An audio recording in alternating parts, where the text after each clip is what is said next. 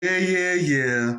Y'all watching the Grind Ethiks Mixtape show, and I'm your host, Victory, BX Supreme Promoter, basically.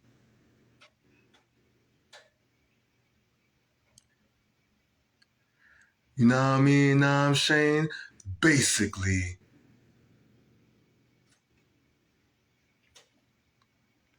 Yeah, what up, what up? Thank y'all for watching another episode of the Grind Ethics Mixtape show. But for those who don't know, this is a special segment of Grind Ethics, or a special segment of the Grind Ethics Mixtape show called the Mixtape Files. The Mixtape Files, which is a documentary series that I actually started back in 2022. You know what I'm saying? 2022 basically. You know what I mean? This is where I'm honoring the different New York mixtape DJs from back in the 80s, 90s, and the early 2000s. You know, so that's my way of giving flowers. Also, mixtape DJs from New York who are famous and underground. Doesn't matter. This ain't no popularity contest. This is about the culture.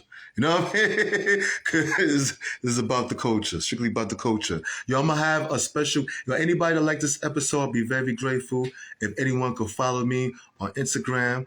If you're not a follower, or if you haven't clicked on follow yet, so you can follow what I do and stuff like that. Also, if you really like this episode, I'll be very grateful if anyone can hit me with a friendly donation. It doesn't have to be that much, no stress. But the link is Grind Ethics Cash App. That's Grind Ethics Cash App, basically. I'm gonna have my homie from That Ain't Rap podcast. He's gonna come on the show right now. We're gonna talk a little bit about the mixtape scene. He's a supporter of the mixtape world, or was a supporter, because I can't say the mixtape scene is still alive in New York, but but he's definitely one of the best knowers of the mixtape scene. Also, he's a music nerd just like me. He could tell you about a lot of stuff. But anyway, he's gonna come on right now. My brother Triboro, representing That Ain't Rap podcast. All right.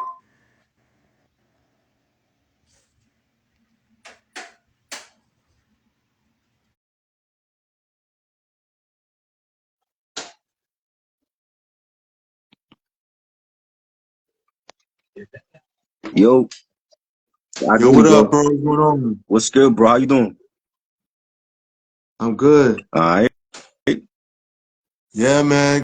Yo, thank you, man, for being on the Grind Ethics Mixtape show. Thanks. Welcome. Appreciate it, man. Ladies and gentlemen, I got my brother Triboro representing That Ain't Rap podcast. You know what Yep. I'm saying? One of my music nerd homies. Yep. For sure. For sure, man. I was spying on your page. I see you're a big sports fanatic. Yeah, I love football, baseball. I played that when I was younger. I'm a huge Knicks fan, Mets, Yankees, Rangers. So Okay, that's great. yeah, That's great, man. And I was also looking at the albums that you was holding up, the yeah, old school albums from yeah. the '90s. And Mm-hmm. you fuck with I the was. '80s Oh or no, just the '90s? no, 80s, because I'm an 80s baby. So I was buying vinyl when I was like 5, 6 years old. You know what I mean? And Get the hell I got a out of lot here! of How old 80s. are you? I'm old, bro. Like I'm in my 40s, you know what I'm saying? And I was buying a lot of like vinyl back in the 80s, with allowance money, money I would get for like Christmas, for birthdays and all that. And it's normal for me. It just became a thing. Like I got collectors in my family. My mom's a collector. My grandfather was a collector. So I grew up in this. This is like a culture for my family. Salute to Jalen. You know Okay. what I mean? So yeah, like I got a lot of 80s albums, and I love the early rap. I feel like with the community, we don't pay enough homage for 80s old school. It's always about the 90s and what came out for that era, the golden era. But 80s rap, that's a whole decade before the 90s that people don't appreciate. Yeah. You know what I mean? So The '80s. 80s was cool. The Oh 80s was yeah. cool, and then I'm tell a lot of people forget about the late 80s. The late Right. 80s kind of was like the precursor of the golden age of rap. Right. Um, because you look at the I call them the points. Mm-hmm. Big Daddy Kane, Yeah. Slick Rick, Coogee Rap, and who else? Rakim. You know what I'm Rakim. Yeah. saying? Those were the dudes. I mean, you had other rappers, of course, that was Yeah. famous and did their thing, and they were lyrical, talented, Mm-hmm. whatever. But it's those brothers. It was those niggas had the hits. Yeah. And Rakim, Slick Rick, Big Daddy right. Kane. Come on, Yeah.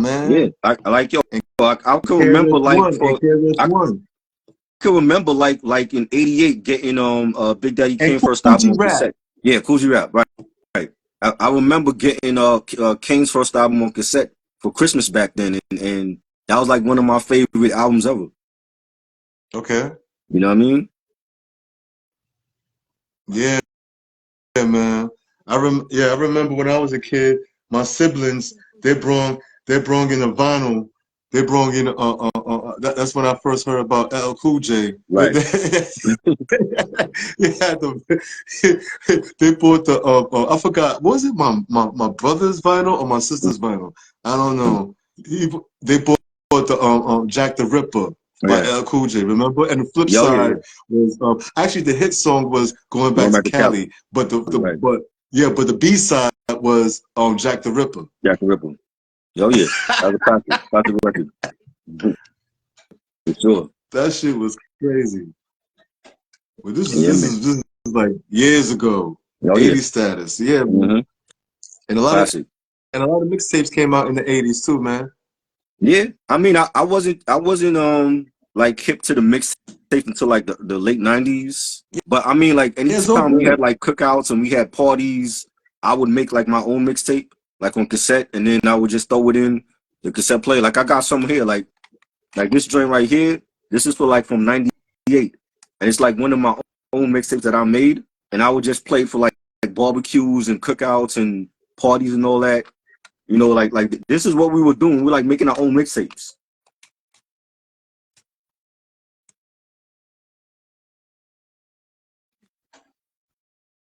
Yeah. Hello? Yeah, yeah. Now, You said y'all was making your own yeah, mixtapes. yeah. We were like making our own mixtapes back then, like on our own record, cassette player, and just throw it Yeah. in and if it be hip hop, it be R&B, might be reggae, whatever that we liked, we just put it on the tape. You know what I'm saying? So Okay, that's great. that was like my own mixtapes, and then like the late '90s came in, the DJ Clues and SNS, Mm. you had Ron G, Kid Capri. So like mixtapes, I know like late '90s before like the whole wave came in the 2000s. Yeah. You know what I mean? Yep. Yep.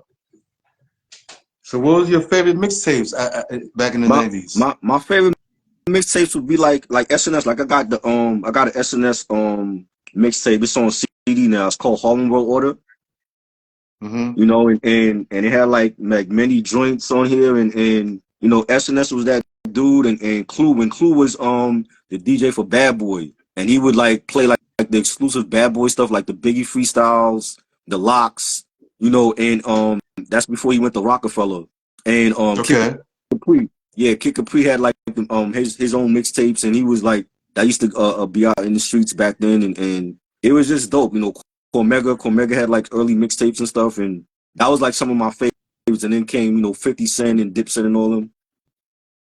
Yeah, that's when the mixtape scene was taken over by rappers. Yes, Yeah. and it 2000s was crazy because it was no longer about albums. It was more about mixtapes and like who could put their best material on the mixtape. And it became like a thing where every weekend, me and my homeboy we would go to the Bronx, we go to Harlem, we go to the Queens Mall, we go to the Village, on a You on from Queens, a right? 14th Street. Huh? You from Nah, Queens or you from Brooklyn? I'm from Brooklyn. I'm from Brooklyn. Okay, okay. Yeah, so we would go all over the city for the newest mixtapes, like the hottest mixtapes, and get the mixtapes before anybody else would get it. So I'm going to Queens to get like the new 50 Cent mixtape, the new Clue tape, You know, we going to Harlem to see what they got. We going to Fordham Road in the Bronx to see what they got. You know, then we You talking about B Street? Yeah, out there.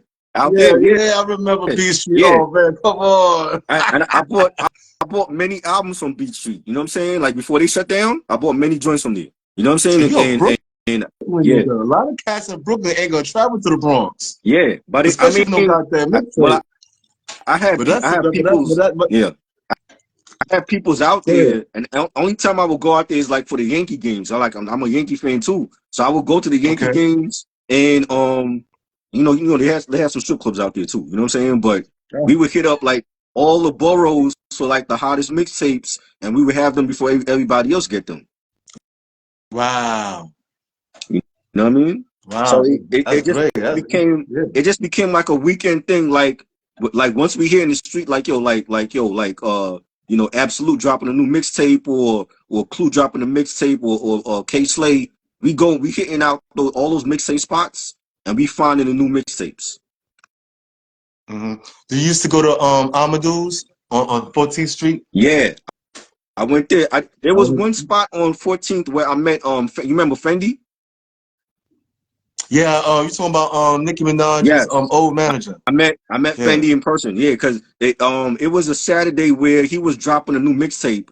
I forgot the mixtape, but the spot that he went to, he was dropping off the mixtapes there, and that's our regular spot. So we went there, and he was outside, and he was on the cell phone, and he gave me a pound. He was like, "Yo, what's good?" And we talked for a little minute, for a bit, and then he went about his way. But I used to always hit up the spots in Manhattan for like the newest mixtapes. We had like our own little spots. Yeah. Sometimes it would be spots, you know, like downtown Brooklyn where they selling sneakers and Timbs in the front, and in the back they got the mixtapes. Mm-hmm. You know what I'm saying? So or they got like the do-rags and the fitted hats and all that. So we knew all the spots to hit up at. Yo, you used to go to Harlem Hut? I went to Harlem Hut too. I went out there. Yeah. They got one in the Bronx. You know that, right? They had one in the Bronx. I didn't know that. Over in Broadway by Kennedy High School. While I used to go to school by Marble Hill Projects. They used to have a Harlem Hut. A lot of people didn't know there was a Harlem Hut in the Bronx. I didn't know that. Yeah. I'm just finding this out now. In the Bronx. But, I mean, it was a thing like yeah. Like we hit up any spot that we could find mixtapes at. We would hit up and we just get all the hottest mixtapes, man. Who had the better mixtape, Beat Street, or who had the mixtapes faster, Beat Street or Harlem Hut? I think it was Beat Street. Amadou. See, Amadou had it because it was like how they get it. I don't know how they were getting it, but they would always seem to have it first before everybody else. So we going over there first, and if he ain't got it, then we going to Harlem Hut or we going to Beat Street. Somebody gonna have it though. But you know, I mean, it was like hunting for treasure. You know what I'm saying? Like every weekend, bro. Every weekend we out there and we finding like I still got some that play. Like I still got like the ransom joint, Street Cinema. You remember this joint? I remember. I used to sell Ransom. I used to sell bootleg CDs. This one, I used to. I remember Ransom. Yeah. This one I got on 14th Street in the Village. You know what I'm saying? Like this was like a regular thing, like the Joel Ortiz joint. This one, the Free Agents joint. You know what I mean? Like a lot of these are out of print now. You know what I'm saying? But that's how it was. Like you have to really like scoop them up before everybody else find out about it, though. Okay, yeah, definitely had to. Yeah, it was crazy. Yeah, that was an ill era, man. That was an ill era, man. Definitely. Yeah, that was the mixtape scene. I'm mad there ain't no physical mixtapes no more, man.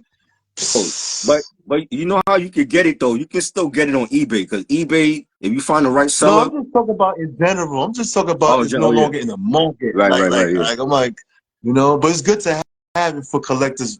But you say I could get it on eBay?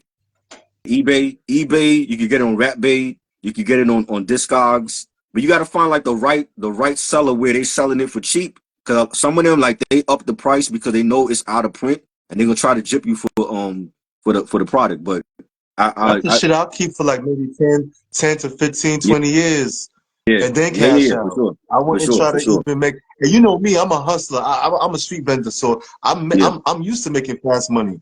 But I don't mind buying collectibles especially when it comes to our culture, and just Right. keep it and let it appreciate over years. Facts. I'm Facts. talking about like maybe if I feel like it, maybe 10, Yeah. maybe 15, 20. Oh yeah. It depends how I feel. It depends how I Yeah. feel. Yeah. I got It was. vinyls, matter of fact. I got vinyls, matter of Yeah. fact. I have I'm kind of going out the subject, but I'm not, because we're talking about singles, Right. and that's mixtapes. I Uh-huh. know Janet Jackson is in the mixtapes. Oh yeah. Uh, uh, uh, um, maybe you know. Do you know any mixtapes that Janet Jackson was on? I don't think she was on mixtapes like that. Not Nah, really. she didn't do But I got mixtapes. the Yeah, she Nah, didn't she do didn't do mixtapes. mixtape. No DJs actually picked her up. I don't think the record Yeah. labels really wanted to distribute any songs Right. to mixtape DJs. I Right. don't know, but Yeah. because she was more into the pop world, Yeah, R&B, she was pop pop. Right. type shit. But I Mm-hmm. got this old school uh, uh, um, Janet Jackson single, Yeah. "Control." Remember "Control" back in the day Oh yeah, yeah. when we was The album, kids? yeah. Mm-hmm. I got the vinyl, and it's the original copy. It's not no Nice. 20 something remastered copy, because the shit look rugged, rough around the Mm-hmm. edges, Right. and it says 1980 something on it. Mm-hmm. So it's the The original, and and original and joint. and, and the vinyl itself don't look that bad. You know what I'm Right. saying? But Okay. I'm keeping that shit Oh for yeah, maybe 20 years. definitely. 20 Cause years. I'm it gonna frame that bitch though. I'm not talking about Janet Jackson. I'm talking about mhm. the vinyl. Yeah. I love you, Janet. Mm-hmm. But I'm gonna frame that record. You Yeah. know what I'm For saying? And sure. For just sure. keep it. Oh yeah. Let it appreciate it. Yeah. You know, I know you got vinyl. You're a vinyl Yeah. head. I am, because that's how I started. Like I started with vinyl and then cassettes, and then like the early '90s it was CDs for me. And then like I took like a break. I took like a maybe like 7 year break, and I just was like, when iPods was a thing, I had an iPod, so I was just downloading everything to my iPod, and then I started like slowly buying stuff again, because like the music got better, especially when it came to rap, and now it's like I love buying again, because like it's nostalgia for me. Yeah, exactly. You know what I mean? Yep. And the mixtapes. How has the mixtape scene influenced what you're doing nowadays, as far as That Ain't Rap Well, podcast? the mixtape, I mean, the mixtape era is like gone. It was like a special moment, but we can always go back to it, Well, and it just kind of made you the mon, because I've been spying on your joint, and it kind of made you the monster you are today. nah. I mean, the thing when I started my channel in 2018. When I started my channel, I wanted to discuss our culture, like with all Uh-huh. things in it, not just music, but movies, the fashion, comic books, everything in hip hop culture. And when it came to the music, I wanted to discuss like more of the underrated, unappreciated albums. Not the everybody does Illmatic. We know Illmatic is a classic.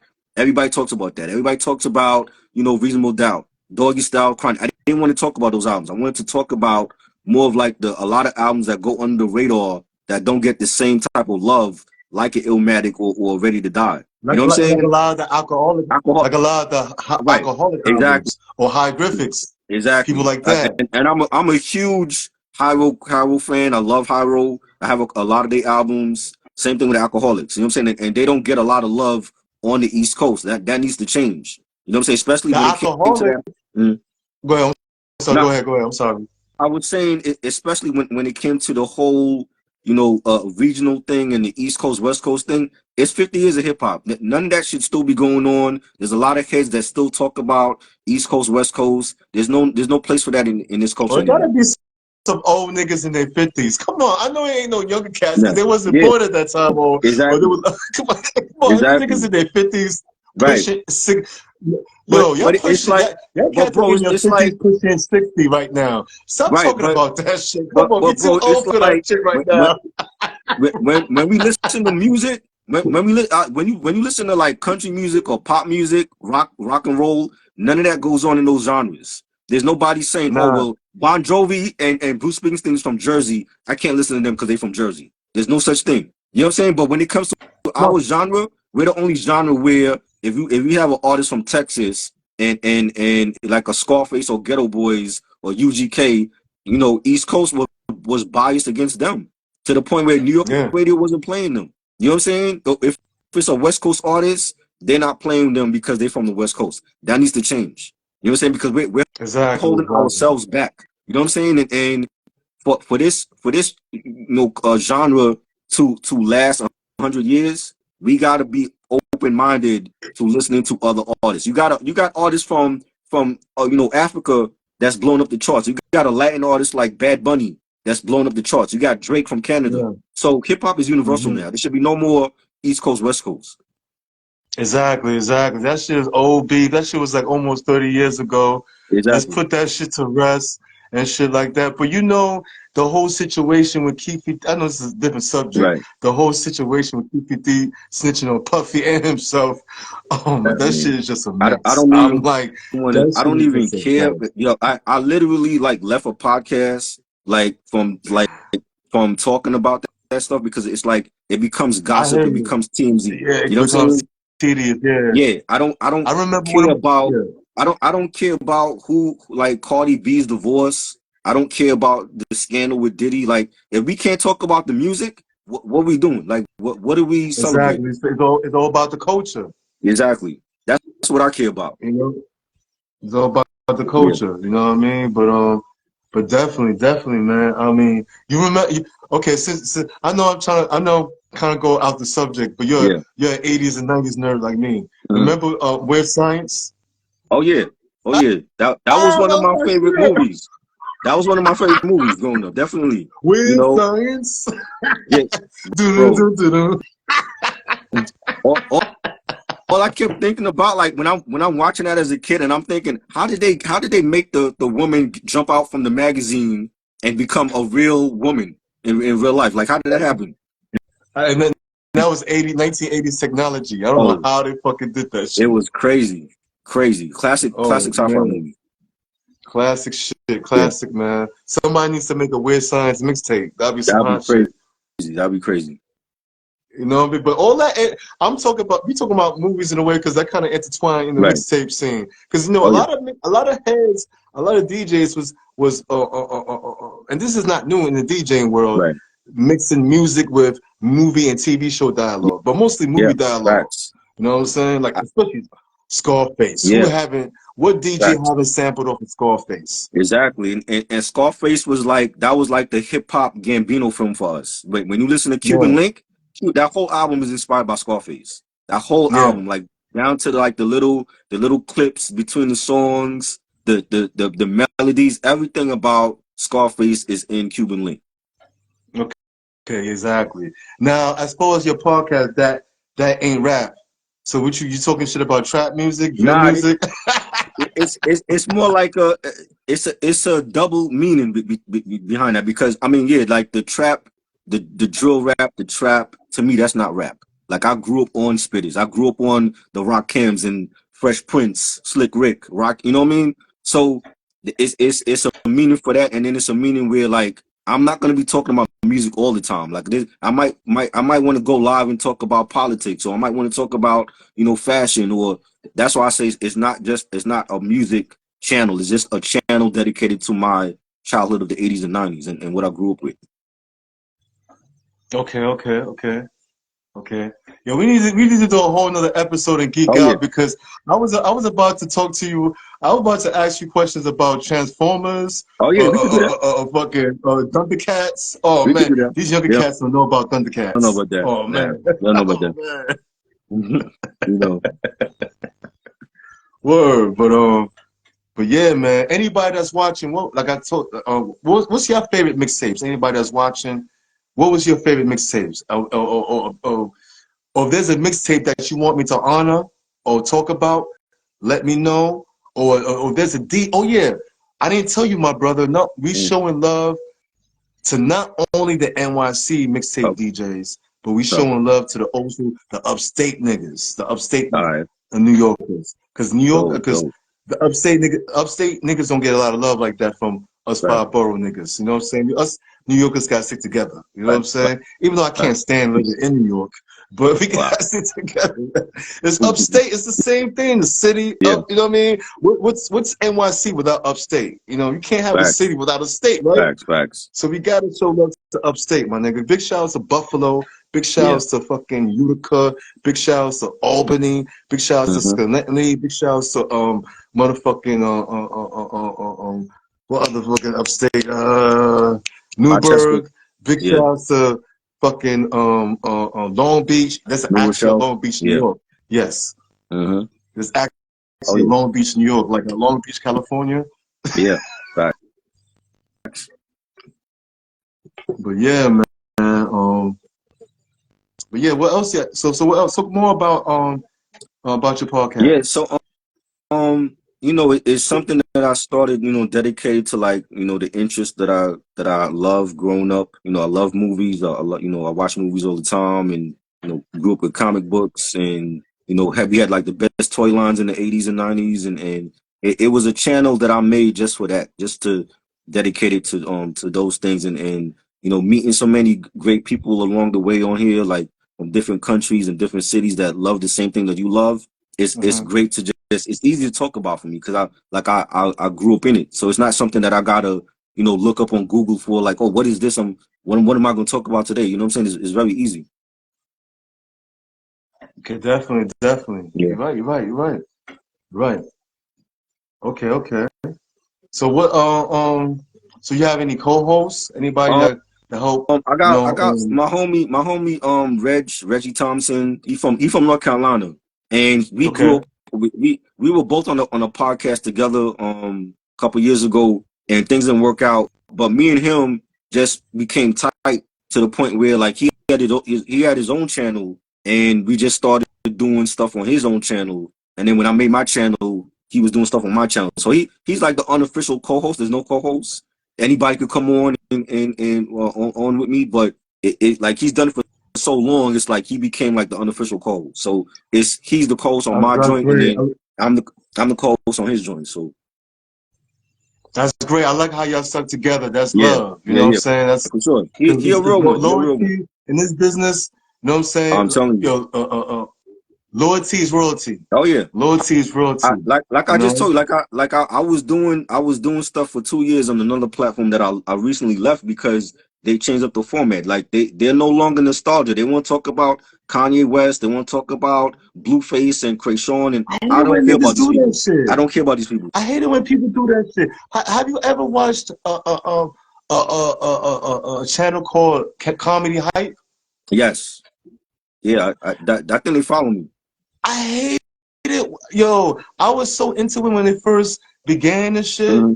but they turned into some political, like you said, talking about everything Everything type else. of shit. I'm like, no, I'm like, this is whack now. Yeah, I can't be jiggy with these sheets. yeah. Hey, I don't blame you. I don't blame you. I don't, It, I don't it's watch it's it no it's more, bro. it's I no don't longer. watch it no more. It's like, for me, it's like, if you have a platform with the word nostalgia in it, it should be about nostalgia. It shouldn't be about the trendy gossipy shit that's going on now. I don't care about that stuff. And And if you have like I an don't care older, about this shit if you have either, man. an older audience, they're not gonna care about what Blueface and Krayshawn got into, and Cardi B's divorce. See, Nobody care about that. that's why us nerds, we keep the culture alive. Exactly. We keep the We have to. culture alive. It's the revenge of the nerds, like Yeah. the movies We back in the have 80s. to. We have to, because if we don't, they're gonna start saying Little Uzi Vert is the best MC all time over Black Thought. Oh no, we can't let that happen. Not on our No, watch. That's why not on my it's watch. great. No, watch. No, my watch, no, your No, watch. nope, You know what I'm saying? And nope. that's why it's great that brothers like me and you, and even brothers like Rashad Ali Yeah, from the R&B yeah, talk. yeah. Big shout out to Shout him. out to him. He's keeping R&B Oh yeah, alive. You know what I'm saying? Even though we're not definitely. talking about R&B, but we still talking about urban Yeah. music. We still talking about the culture. You know what I mean? Hmm. And it's good that we have platforms like Grind Ethiks. You know Yeah, what I'm saying? The R&B talk. You know definitely. what I'm saying? That ain't rap Yes. and other, you know what I'm saying, platforms, whether they're underground or famous. Big shout out to Jink Chaps, Nori, Hmm. Yeah, EFN for keeping the culture alive. exactly. You know what I'm saying? So big shout out to Expert Opinion, my man Matt Hall for keeping Hmm. the culture Yeah. alive. Big shout out to my man. Oh, I gotta give a big shout out to Doggy Diamonds. That's my brother. Oh yeah, That's my man right there. for That's real, my, I for remember I sure. interviewed Dog. He don't know because Doggy's always busy. You know what Right. I'm saying? But this is the 10th anniversary of chopping it up with Doggy Diamonds on Grind Ethics. Nice. I actually have an interview with Doggy Diamonds talking to him in That's Brooklyn. You know what I'm saying? dope. That's I dope. traveled from the Bronx to Brooklyn. It was only a 45-minute ride, whatever, Right. and we That, chopped it up. You know what I'm Let's saying? go. So big shout out to Doggy Diamonds, and I'm proud of him with all his success, whatever. Oh yeah, for But sure. yeah, but Doggy Diamonds definitely, you got to put him in that category. You know what I'm For sure. saying? Definitely. Definitely. You know what I'm saying? Even the older cats, the Hmm. older urban media cats, hip hop Yeah. media cats like Rocky Daniels. Oh yeah. You got to Uncle show love Ralph. to, Definitely. yeah, that's a Definitely. mixtape. You know, a video mixtape. Yeah. Rap me dead. I Yo, grew up on that. Every bro, like being like in elementary school and then coming home at 4:30 to watch Video Music Box. That was a ritual every day that we did. I did not miss it yo, because yeah, me too. he always world premiered like the hottest videos, whether it was from R&B or rap or reggae, whatever it was. You know what I'm saying? And he always paid homage to the legends, and that's what I love. That's what I love about Video Music Box and Uncle Ralph. Shout out to him. Yeah, exactly. But yeah, like I said, big shout outs to people like Doggy Diamonds and other true media heads Hmm. who's keeping the culture alive and Yeah. not blood sucking the culture and not, you know what I'm saying, connecting the culture with too much violence and other Right. bullshit, Right. you know. But Facts. I ain't gonna mention no names on that one. But I will. anyway, I don't care. You know what I'm oh saying? no, hey, whatever, brother. You can do whatever you want to do. It's your interview. My whole thing is It's your like word. it's become a thing where they're profiting off of our culture, and the quickest way to do that is to pay homage to the old school. But for a lot of them, it's more about a get rich scheme, and I'm not with that. You know what I'm saying? Like Yeah, this for me is serious. This is like this culture raised me. You know what I'm saying? This is not about no money.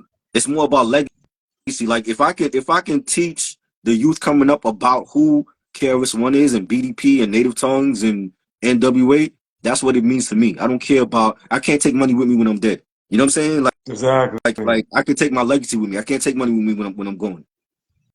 Yeah, it's about controlling the narrative. Yeah, exactly. Because Controlling the if we narrative, don't do man. that, we're gonna have, like I said, we're gonna have the white man control this culture, and they're gonna say, "Oh, Jack Harlow is the best MC all time." That's not gonna happen on my watch. Exactly. And I ain't happening Sorry, in our nah, watch. I might not have no kids, but it's not happening on my grandnephews and my grandnieces' watches. nah. Excuse I my ain't with it. ebonics. I'm not with it. You know what I ain't with it, I'm man. saying? I ain't with it. But yeah, we got big shout outs to everybody in the new age independent media that's keeping the culture alive, man. Yeah. Of hip hop, R&B, Hmm. even if it's reggae, urban Yeah. culture, whatever you want to Definitely. call it, man. You Definitely. know, but especially you know what I'm saying, hip hop. But we talking about mixtapes because when you talk Makes about it mixtapes, it's not just hip hop. right. You got reggae You mixtapes, got reggae R&B mixtapes. mixtapes. You know what Yeah. I'm saying? Remember the freestyle mixtapes, the hip Freestyle hop, mixtape. Yeah. Latin hip hop. I used to Or they used to buy call it those Latin like. hip hop. I Remember? I remember when we would have like the debates of Fabulous versus Mace, and we had those Yeah. mixtapes with like the best freestyles and who's better, Mace or Fab, and I'm Oh, like, I yo, like I remember the love Mace. freestyle. I remember the joints. Yeah. Yeah, we had those. We had like the DJ blends. We had like the best rap diss songs, and we had like a whole mixtape of those, and a lot of them I didn't even know it had diss songs. You know what I'm saying? Like, it was crazy. It was crazy back then. It was like anybody could make a mixtape and come out with it, and it would blow up. Yo, did you feel like the early 2000s was like the Wild Wild West of mixtapes? Yeah, it was. It was because it was like I said, like you had artists that were getting their record deals because of their mixtape. Like, Dipset. You look at Dipset, everybody on Dipset was doing mixtapes. Jim Jones, 40 Cal, Hell Rel, the whole Dipset family, that whole family tree, Purple City, everybody was getting a record deal off of their mixtapes. You had True Life, you had Saigon, you had Papoose, Stack Bundles, rest in peace. Everybody was getting their record deal off of a mixtape. You know what I'm saying? Yeah. This is Yeah. like before social media, before you had the streaming platforms where you could just put it on there and it would just like get a lot of streams. But you have to prove yourself with the mixtapes at that time. And 50 Cent is a prime example The where. mixtape. Mm, Go ahead. I'm sorry. Go ahead. I'm sorry. now I was saying 50 Cent is a prime example of that, where he lost his record deal with Columbia. He gets shot. he does rehab and then hits the mixtapes with G Unit, and then he gets signed to Shady Aftermath, and then he blows Yo, up. 50 Now he's like one of the is like biggest. Mhm. 50 Cent in a way is like not to cut you off, but 50 No, Cent in a way is kind of like a DJ yeah, in a way, but without the turntables and equipment, he was like right, DJ with the who's just voicerist or right, whatever. and You know what I'm and saying? and he Just was just he smart. He would take like the hottest beat at that time, if it was an LL beat, or if it was a De La Soul beat, and he would freestyle on it and then put it out, and then it would just blow up to the point where he did it better than the actual artist. You know what I'm saying? So that's how yeah. he got his deal. And then you had Lil Wayne was already signed to Cash Money, but to me, Lil Wayne really became who he is now because of New York City. Because we wasn't bumping Lil Wayne before 2004. And once the Carter one came out and he was dropping the Squad Up mixtapes and he was dropping the mixtapes with DJ Drama, he became big over here. Like when he was dropping those mixtapes, the Carter 3 leaks, you couldn't get those. They were sold out. 50 Cent was like the father of that era, Yeah, of that mixtape era. He was the definitely. father of the early 2000 Definitely. mixtape era. Like he made Definitely. it cool for rappers to Yeah. just come out with the mixtape, whatever. But to come out with their own mixtape or Right. whatever, just go to the studio and pay an engineer to put shit together. But the downside of it, it kind of cut. It kind of cut the DJ out the Yeah. picture. But the DJs were still in the picture because you had back in those days, you still had DJs that was like DJ K Slade Yeah. that was hosting DJs. Right. I mean hosting And, mixtape. and, You know, and yeah, it was you know what I mean? like And mhm. Green Lantern too. And Green Lantern, DJ right? Green Lantern. And it was like if you want to promote your brand, if you want to promote yourself as an artist, you come up with a mixer. Like Jim Jones to me benefited the most because we didn't take Jim Jones seriously as an artist, and we used to hear like like he's being his he got a ghostwriter. People used to say, oh, Cameron is writing for him, Mace is writing for him, but he really used the mixtape scene to become his own artist, where he's like still one of the best artists out now in this era, and still putting out fire. You know what I'm saying? And like Yeah, these are like some of his early mixtapes that he had. You know what I'm saying with Dipset. yeah. You know what I'm saying? And he just parlayed that into like his own getting his own record deal. He had like 3 different record deals on 3 different labels, and he was an A&R at Warner Brothers, and he bought in Bird Gang and bought Stack Bundles and Mel Matrix and Dipset 730. He really benefited from the mixtape era. Yeah, and yeah. Gotta give a shout out to Jim Jones and the rest of the Yeah, Dipset, for sure. because them brothers, along with 50 Yeah. Cent, them brothers was like, I don't know how many mixtapes they had out in the early 2000s, like They 100 had mixtapes they had out. a lot. I'm not sure. They had a lot. I know I saw They some had a lot. They had a but lot. they had a lot. You Yeah, know they what I had a mean? lot, man. And then you had like when the Locks leave Bad Boy, they go to Rough Riders, and then they putting out We Are the Streets, and then they started D Block, and they put out their own artists. They had J Hood, and they had like some other artists they were developing, and then they were just putting out. Jadakiss had a mixtape out it seemed like every week.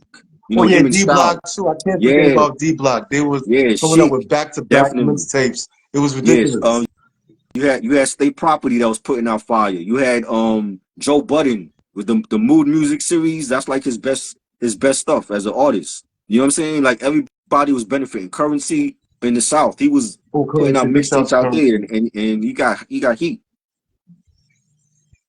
What do you think about The Champ Is Here I love it. mixtape by Classic, Jadakiss? classic That mixtape. was a That's classic, right? that's one of his best I was mixtapes. debating with the brother on Facebook Uh-huh.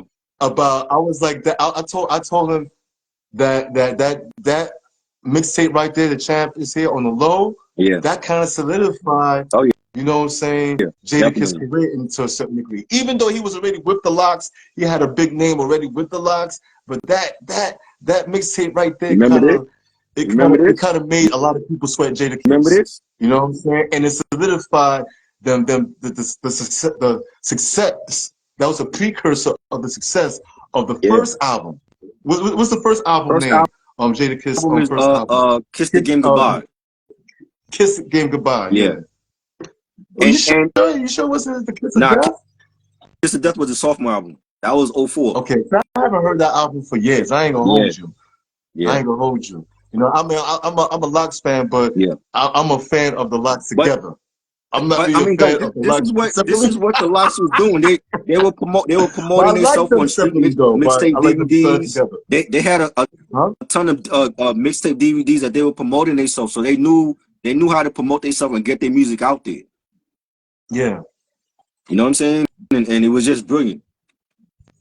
Yeah, they did. They did. That was just a good marketing idea to just for rappers just to put themselves on Right. mixtapes, man. Right. You know what I'm Oh saying? yeah. Big shout out to the rappers that did respect the DJs and included the DJs Yeah. in their mixtape. Facts. Even though they paid some of the DJs, but that was okay. Yeah. But fuck that. They had to They pay had some to. of the DJs because come on. Yeah. Why not? That's why I wasn't mad, say when K Slade was charging people, underground rappers to host their mixtape, or Green Lantern was charging cats too. Right. You know what I'm saying? How you Right. feel about that? How you feel about DJs back in the day charging artists to host mixtapes? I mean, I think they did what they needed to do to get their name out there. If you like a young up and coming artist like a Saigon and you needed a DJ like, a Absolute or, a Funk Flex to host your mixtape and get your name out there, I think I would have did the same thing. Like if it wasn't no crazy number, I would have did the same thing to get my name out there and let people know like, oh, like Funk Flex fucking with this dude. Let me check him out. And a lot of them, that's how they got their record deal, or for like the DJs Yep. hosting their mixtape. Yep. You know what I mean? Oh yeah, big shout out to DJ Who Kid. Who Kid? Yeah, Who Kid? Facts. Yeah. He became the G Unit DJ. Mm-hmm. You know what I mean? A lot of DJs from Queens blown up at that Yeah. time.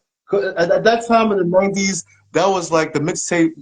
I mean, the '90s in general, as far as the mixtape scene and Right. the general hip hop scene, and even the R&B scene. Mm-hmm. Queens DJs from Queens was Right. I ain't gonna front. Then I'm a Bronx nigga, but I gotta give a shout out to them Queens DJs from the '90s. Clue. Right. Yeah. You had Dirty Harry was from Queens, right? Yeah. And What about if you Sean look, Kev? right. If Sean you Kev look is from at, Queens. I don't know. I don't remember where he was from. Okay.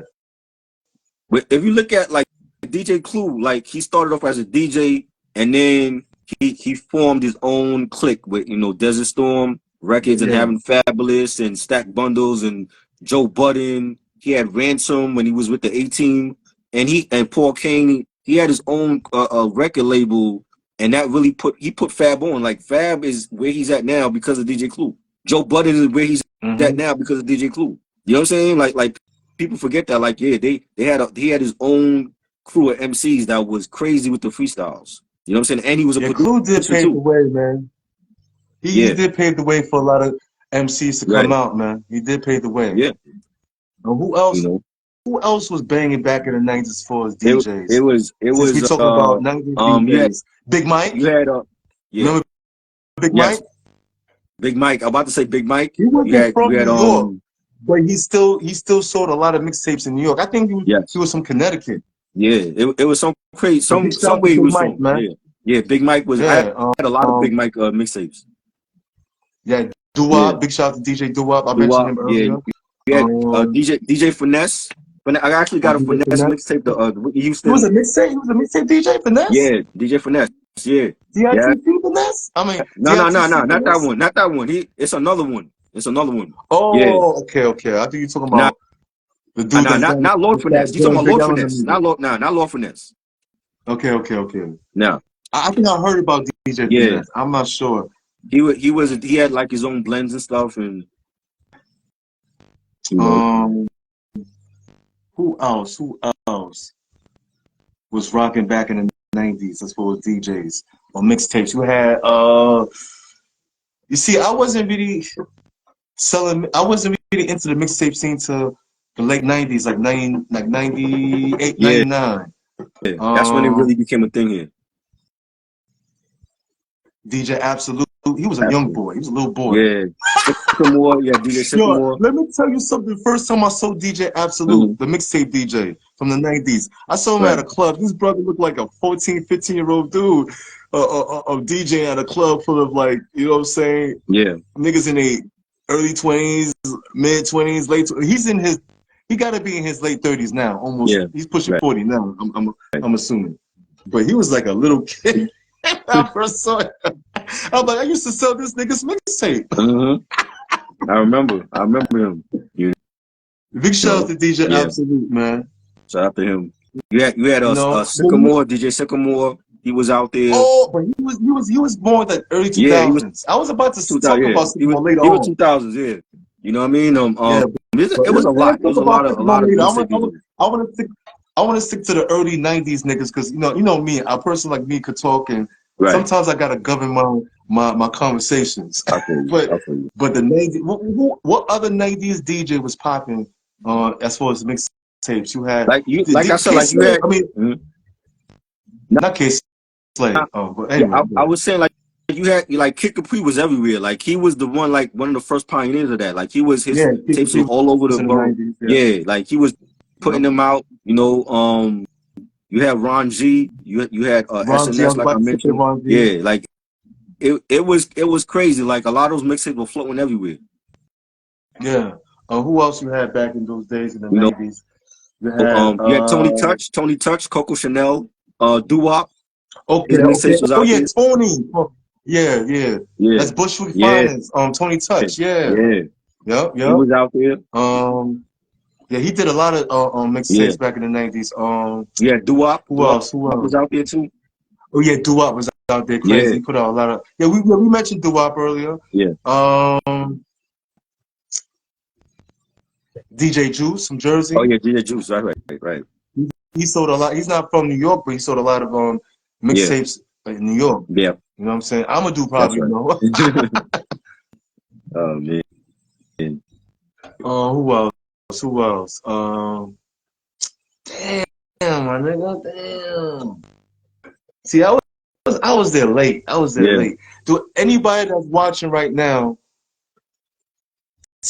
mention some 1990s mixtape DJs who was selling mixtapes in New York or who was big right, in New York or who was from they don't have to be from New York as long as they're from New Jersey, tri-state, whatever. But right.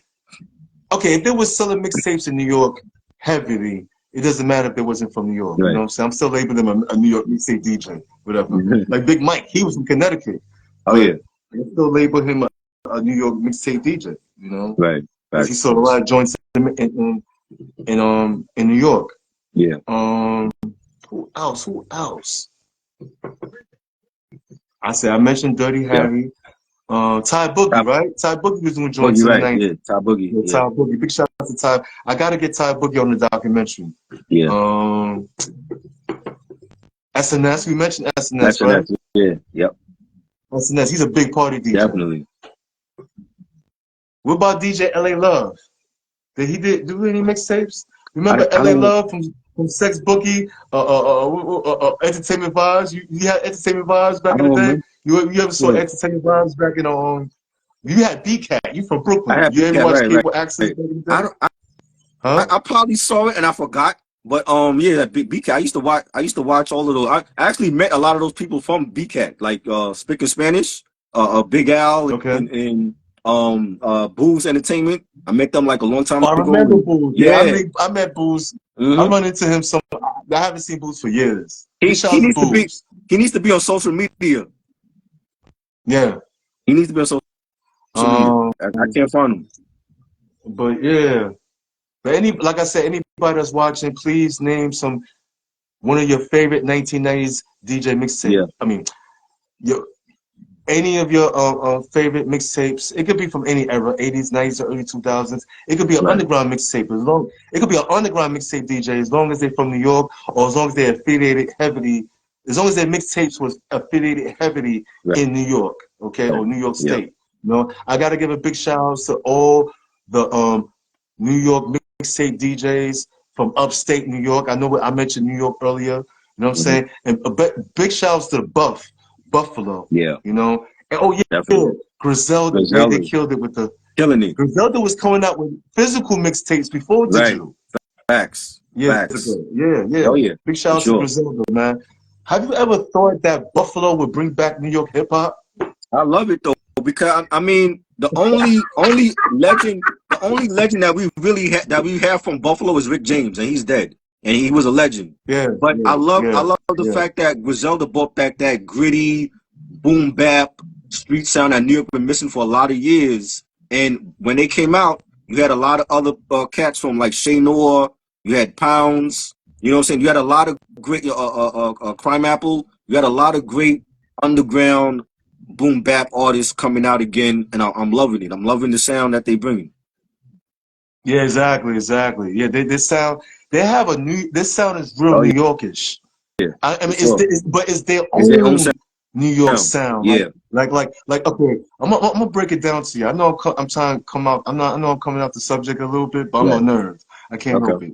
But you you you look at New Yorkers from the Hmm. '90s. You look at New York MCs in the '90s, right? Right. Even in the early 2000s with boom bap, right? Hmm. And in the '80s, their sound is so New Yorkish Right. and Hmm. fast, so fast because New York is naturally a fast life type of Fast city pace. or Yeah. fast life type of Right. place. But when you hear the Buffalo sound, when you hear the Griselda sound, it's slow, it's Yeah. slower It's slow. because upstate New York is a slower area. Yeah. Let's keep it real. Don't just pick to upstate New York, but upstate New York, they're a slower area. Yeah. You can say it's good, you can say it's bad, it don't matter. But they're a slower area compared to NYC because Fact. NYC is so busy, right? Facts. So therefore, they made their music kind of slow. That's how I felt. Like they kind of made their music Hmm. slow because that's how the vibe is in upstate New York. But It's it's dark. a dark vibe. Yeah. But New York City is fast and dark. Right. It's Facts. like Facts. gothic in a Facts. way, like you know what I mean? And you know the New thing York is City is gothic, city is a gothic. lot of the hip Yeah, hop heads that I know, they don't care for Griselda because like they feel like, oh, they rhyming to slow to they have like a slow flow that they rhyming to a slower pace or whatever. I'm like, but they still sound better than anybody that's mainstream right now. You know what I'm saying? yeah. Who in mainstream right now could fuck with Griselda? There's nobody, not Drake. You know what I'm saying? So That's so new. it's like, Maybe Kendrick Lamar, J. Cole. The niggas ain't yeah, no but punks. The niggas ain't no but softies. but when they started, when Kendrick and J. Cole started, they wasn't a mainstream artist. Like they sold records and they became more mainstream with every album. But I don't look at them like they're mainstream artists because J. Cole could sell by doing a whole album by himself with no features. He's done it already. You know what I'm saying? My thing is, it's like for so many years there was this talk about, oh, the South is on top, and we had our own artists trying to sound like the Southern artists. We finally got our own sound again, and people not supporting them. Oh, Yeah, they they're not. sound Yeah, retarded. They a lot of. Yeah, go ahead. you like I'm they sorry. Go ahead, my brother. complaining about, oh, the gun talk is too much. How many how long they gonna keep talking about the drug talk and the gun talk, and they sound slow. I'm like, bro, they making the best hip hop right now. We got to support them. Exactly. But y'all was listening to that too. Y'all was listening to Mobb Deep. Yeah, Y'all was listening to come on. Even Wu Tang yeah, had a lot of gangster exactly. lyrics. Let's keep it Oh real. yeah, You know what I'm yeah. saying? They'll support anything that Wu Tang does and anything that Mob put out. But when it comes to Griselda, it's like they don't want to support them, and I don't get that. Yeah, exactly. They see a lot of people are just fans of that era because the 1990s was a magical era Yeah, of hip it hop. It was just was. a magical era, my brother. Like, It was. and Griselda, they're close to that sound. Right, That sound that they talking about that they love, they're closer to that sound. right. But they Facts. have their own, like I said, they have their own. Because when I hear the Griselda sound, I'm thinking Yeah. New York State in Mm-hmm. general. I'm thinking New York, man. Facts. That's in New York, just like Dipset. Dipset, and I didn't like Dipset when they first came out. Now I like Mm-hmm. Dipset in a way, but Right. Dipset had their own sound. Yeah, they don't Dipset had sound. that Harlem vibe Mm-hmm. sound because when you hear their sound, they sound kind of like some flashy. They sound very glamorous, sexy, Yeah. not sexy, but flashy, Right. flamboyant type of instrumental Yeah. sounds or whatever. You know what I Oh yeah. mean? Shit that make you dance on some commercial shit. Facts. You know what I mean? That's Facts. that Harlem sound because Harlem niggas in general, the Harlem culture in general, going back to the 1900s, Yeah. It's on some flashy shit. Flashy Go out shit. with your girlfriend or your mistress or your homeboys to the coconut. I say the Right. coconut club, the cotton club, or some shit like that. Yeah. Harlem You're right. always been like that for years, way You're right. before we were born. So Facts. Dipset represent that Harlem flashy All in sound, country. you Yeah. know. But it's still New York. Yeah. It's still It's still fire. New York Yeah. sound. Yeah. So when you talk about New York sound, is different dynamic. It's different ciphers. Right. It's different sounds within sound, and you got the regular boom bap '90s sound, the Right. funk shit. You know what Facts. I'm saying? Facts. Yeah. You know, That's what it was. You know what I mean? And I think they got to get their flowers, because without you gotta them, I don't know get their if we flowers. would still Big shout out have to New Griselda, York. man. Yeah. I don't know if what the New York sound would sound like in 2024. You know what I'm saying? So Yeah, they really brought it back, and they brought a whole slew of great artists along with them. yep. You know, You got to put Griselda inside the time capsule. You got to make a definitely, time capsule. I don't definitely. know what it's gonna look like. I don't want it to be a website shit, but we got to make some type of time capsule. I don't know. Yeah, We for got to sure, call for Elon Musk. I sure. don't know, but yeah. But this is a time capsule. Or what we're doing, Oh our yeah, podcast shows, our vlogs, yeah. whatever. You know, That because that's why I say years from now, like yeah, that's why I say like for me it has to be more about legacy and preserving our culture, the because this is money. ours. We started this, and we you know it's already bad that you have like the powers that be trying to you know change the narrative and control our culture, and and a lot of people are not going to benefit from that. But we got to be the ones to preserve this culture. If we got to be gatekeepers or whatever to preserve this culture, and give our own artists the flowers that a Grammys ain't going to give them. You know what I'm saying? Exactly. That's what it has to be. You know what I'm saying? Like that's why I say like any platform you see me on, any content I do, it's about a legacy. It's about leaving a legacy behind. It's not about being rich and internet famous. I don't care about that. You know what I'm saying? I'm gonna still be me regardless. Even if I had $1 in my pocket or $1,000,000, I'm gonna still be me. So it's more about Exactly. preserving our culture and my childhood and the legacy of hip hop, and you know giving these artists their flowers before they die. Give it to them now Before they when they're die, still yeah. alive and breathing, and let's not wait till you know somebody else drop dead to be like, oh well, he was such a great MC, but you didn't say that to him when he was alive. That's Mm-hmm. what it's about for me. So. And Exactly, I exactly. support all of these platforms that's doing it the right way, like yourself, you know, like Thank you.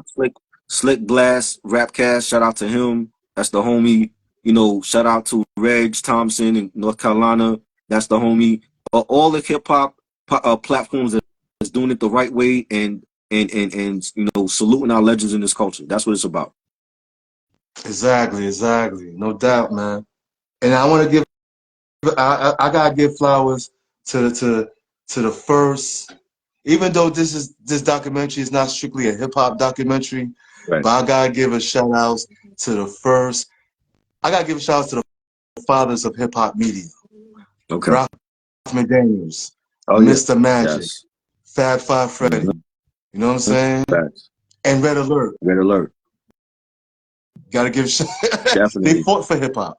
They fought for Definitely. hip hop when so many black radio DJs, radio stations in general, or Yeah. black owned platforms didn't want to deal with hip hop. They're like, nah, that's that jungle music. That's that. Right. Nah, that's. Mm-hmm. Yo, it's funny too because I said Mr. Magic and these brothers Red Alert because they're Yeah. mixtape DJs. They did Mm-hmm. mixtape, Right. but they didn't do the physical stuff. They did the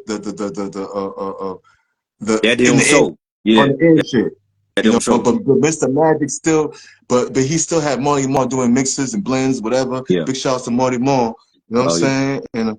And Red Alert was doing his thing. You know what I'm saying? At Kiss, WBLS. He's a mixtape DJ, so I Yeah. gotta show. And he's from New Yeah. York. And he's from the Bronx. I gotta show him love too. He's Right. another New York mixtape DJ. You know what I'm saying? And he's Definitely. still doing mixes. He's still Oh yeah. doing mixtapes Still in well on the mixtape. radio. Like he always Yeah. been for like over what? Maybe like 40 years now, or a Yeah. little bit over 40 years. It's about Yeah, around that. Yeah.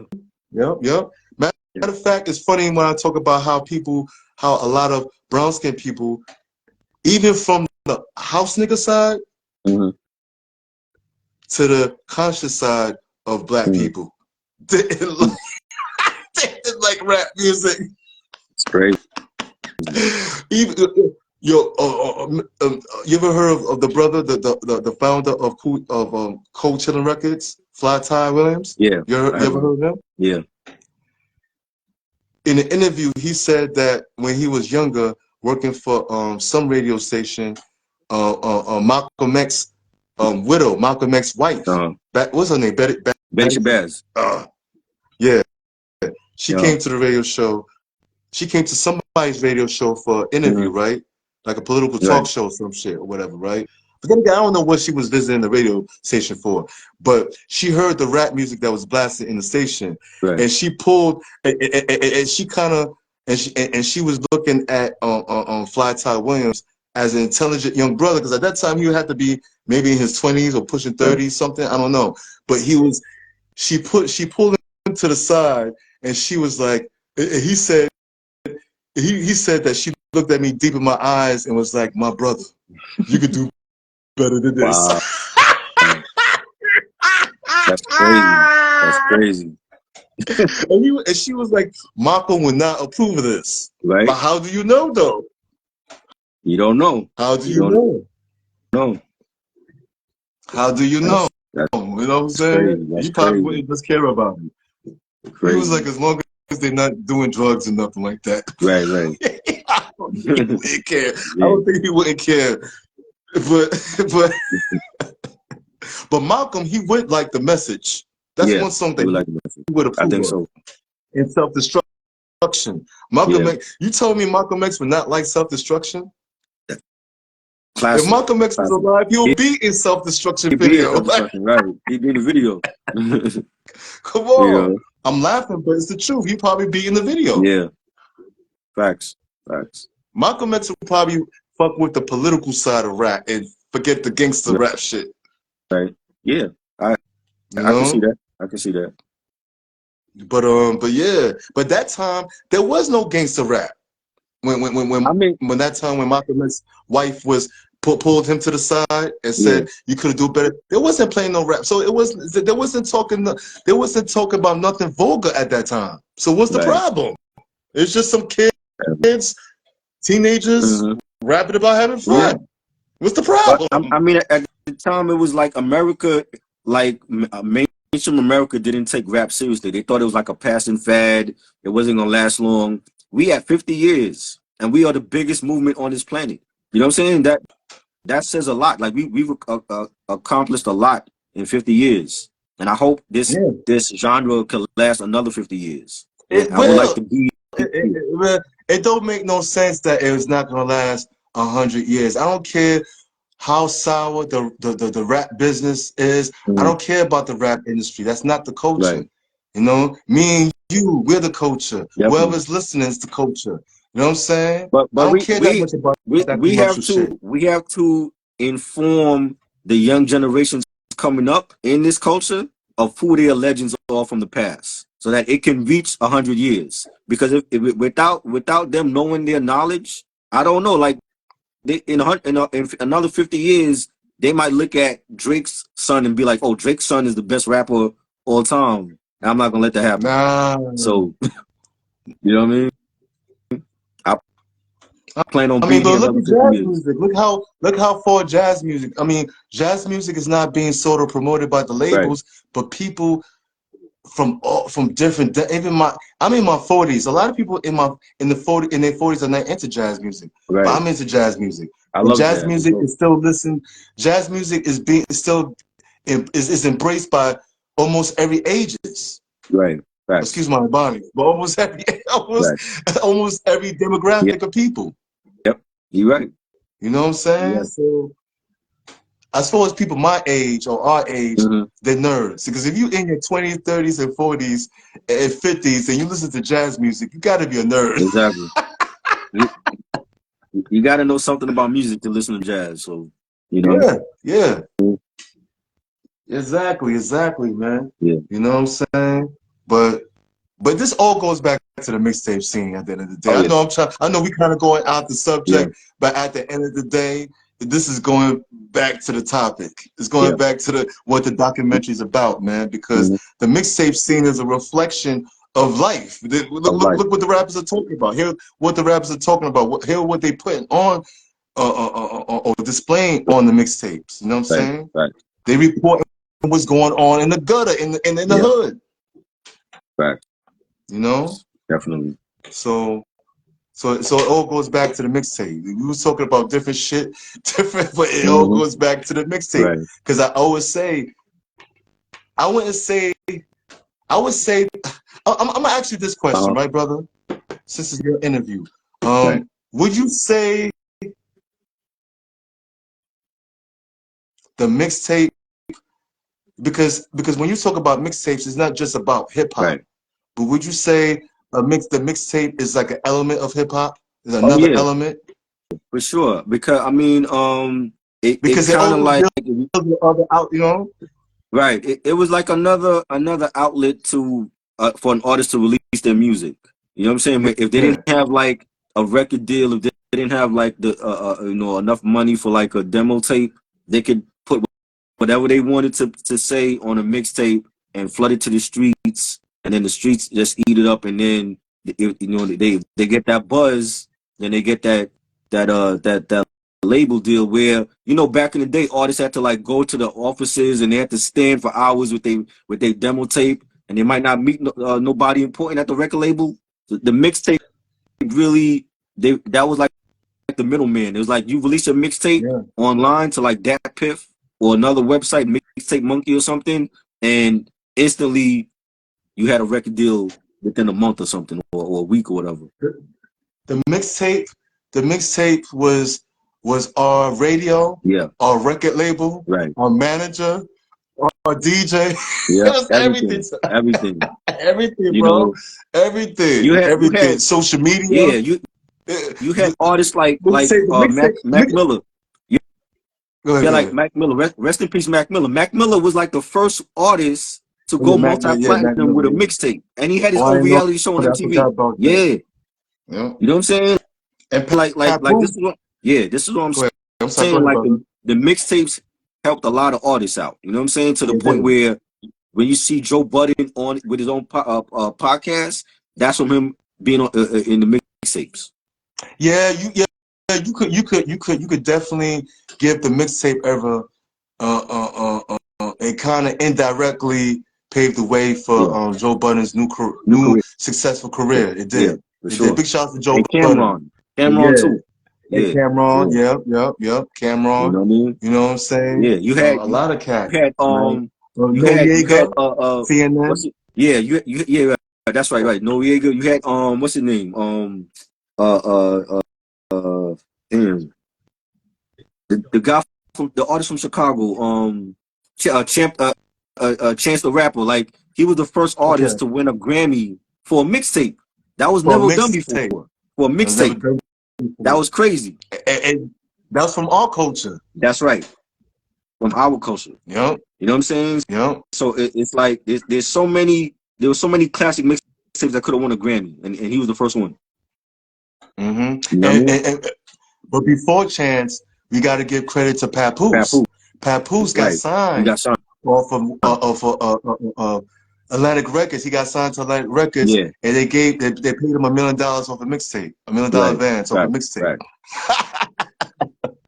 Yep, It's crazy. You yep, know? yep. Yeah, man. And also Sycamore. Going back to Sycamore, uh, Right. uh, um, he was the first dude. I mean, was he the first guy? Maybe Mm. you know. Was he the first guy to put instrumentals on mixtapes? The first DJ to Uh, put that's a good instrumentals on question. mixtape. I don't remember. Damn, that's a good question though. Because like I don't remember like buying the mixer and they had like the beat on there too. He might have been. And then you had J Arms. Remember J Arms? He was also Right. Then you had another Jones. Right. instrumental DJ. Right. Yeah. Yeah. But they don't. But Sycamore don't consider himself a DJ. I do, but Right. big shouts to Yeah. Sycamore. But yeah, Sycamore paved the way for a lot of producers too, and Yeah. MCs. Yeah. He Right. did some mixtapes with some MCs on it Yeah. too. He did vocals and instrumentals, straight Right. instrumentals. Facts. So yeah. Big shouts to Sycamore. He got a big job from Atlantic Records, and he got a big A&R job on the strength of That's dope. mixtapes. That's He dope. got a big A&R job from. It wasn't that big. He claimed that they wasn't paying that much money, but he got in the In door though. Just on the door. strength of going inside the door. No, it Right. don't matter how you get in it. You know what I'm saying? Right. Facts. But you gotta give credit to the mixtapes. Don't get enough credit. I They feel don't. like the mixtape scene don't get enough credit. Facts. This I is why agree. we doing this documentary, the mixtape files, Yeah. because we pulling the files. I agree. Like me, like this is what it's really about. Me and you, we chopping it up and we pulling out the files by digging up these older names from the mixtape world and shit Yeah. like that. Yep. It's like we digging up graves and shit. I mean, these DJs ain't dead, but we digging up memories. Facts. That's why I call it the mixtape file. You know. Oh yeah. By the Facts. way, just to let you know, me and you, we didn't have since this is the mixtape files, and this is like an X Files type of thing, type of documentary. Me and you, we didn't have this conversation or this interview. This Okay. interview did It not did not exist. Okay. happen. Cool. Okay. You can promote it when it comes out. You can promote All right. it, but you can't promote it. Okay. It's classified. Cool. Cool. That's the reason why I can't see you or whatever, or you can't see me or whatever. Oh man. It's classified. Right. Yo, I'm a clown. I'm just having fun with this shit. But yeah, Yeah. this is why it's the X Files. We're pulling out the files. Yeah. You know. But yeah, man. Yeah, man. Definitely. This is Definitely got the mixtape era was just magical. So it was yeah. magical. It was a magical era. It started going down in the early 2000s. Yeah, the rise of digital mixtapes. Yeah. Got Dot Piff. Remember Dot Piff? Yeah, Piff, yep.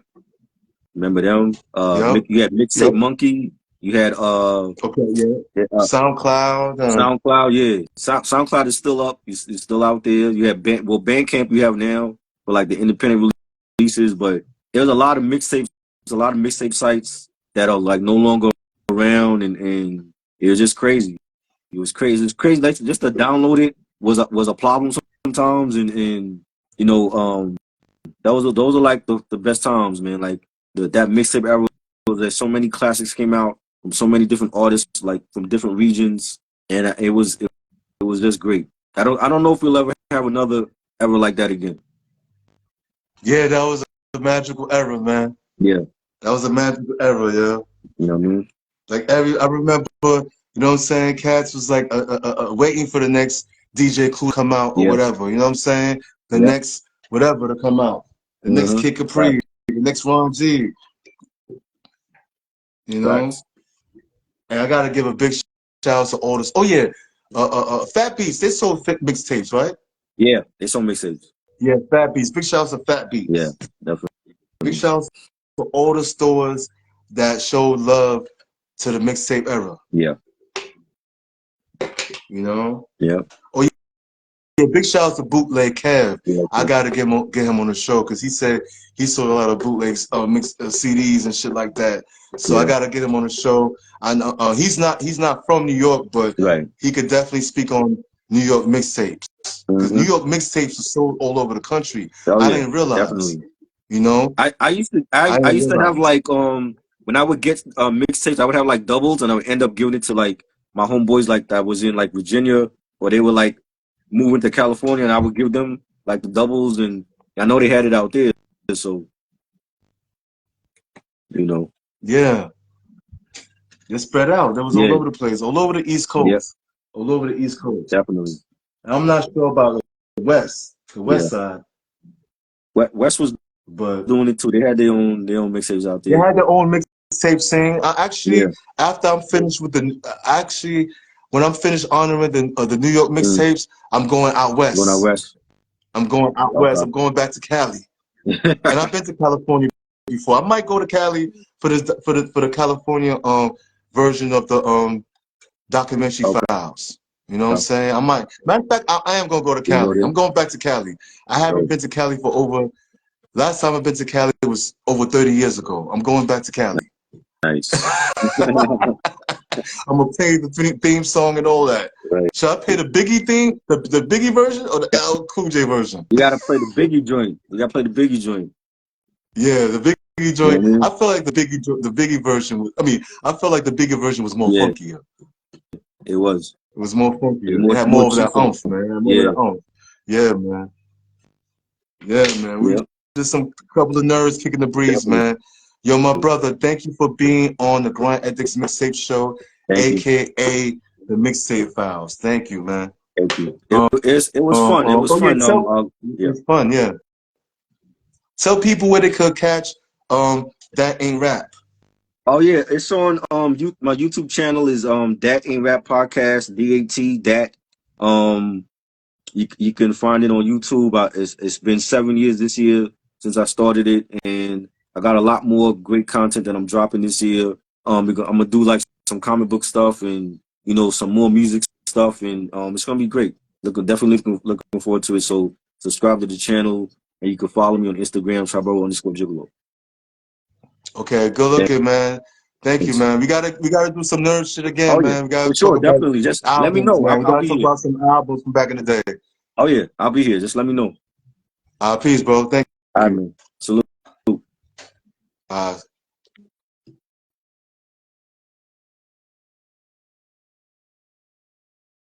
yeah, that was my brother Triboro representing the 8 Rap Podcast. Check out his show, man. Check out his show right now if you can on YouTube, that 8 Rap Podcast. But yeah, man. Yeah, tell me what y'all think about the show, man. What you think about the documentary so far? The documentary, the Mixtape Files. And anybody that like this episode of the Mixtape Files, I'll be very grateful if anyone could bless me with a friendly donation. Like I said, the link is Grind Ethics Cash App. Grind Ethics Cash App. I'm gonna put it in the description. You know what I mean? You know what I'm saying? Anyway, I'm out. And remember, peoples, tell a friend to tell a friend that is all about the motherfucking grind. Basically.